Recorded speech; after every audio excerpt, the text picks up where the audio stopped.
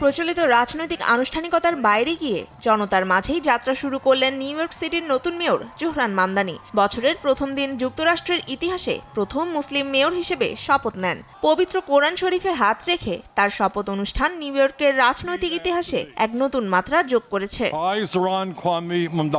বিশ্বের অন্যতম ধনী এই নগরীতে আয়োজিত জনসমাবেশে হাজার হাজার মানুষ অংশ নেন। নির্বাচনী প্রচারণার সময় মামদানি যেভাবে প্রচলিত রাজনৈতিক ধারা ভেঙে সাধারণ মানুষের কাছে পৌঁছেছিলেন, তার অভিষেক অনুষ্ঠানেও সেই ব্যতিক্রম চিত্র স্পষ্টভাবে ফুটে উঠেছে।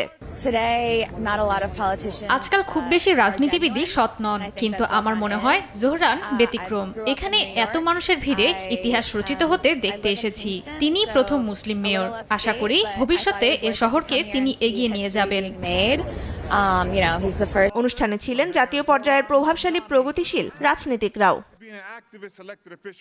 শপথের পর মামদানি ঐক্য ও সংহতির সঙ্গে নিউ ইয়র্ককে এগিয়ে নেয়ার অঙ্গীকার করেন এবং আবাসন সংকট মোকাবিলায় দ্রুত পদক্ষেপ নেয়ার ঘোষণা দেন।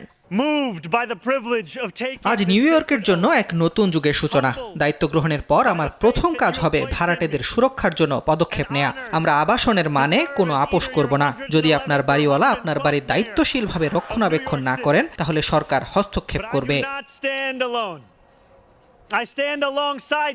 সেই সঙ্গে অর্থনৈতিক বৈষম্য ও জীবনযাত্রার ব্যয় কমানো, নিউ ইয়র্কের অতি ধনীদের উপর কর বাড়ানো সহ শহরটির অ্যাপার্টমেন্ট ভাড়া বৃদ্ধি স্থগিত রাখার প্রতিশ্রুতি পুনর্ব্যক্ত করেন মেয়র মামদানি। তনিমা ইসলাম, নিউজ ডেস্ক, দেশ টিভি।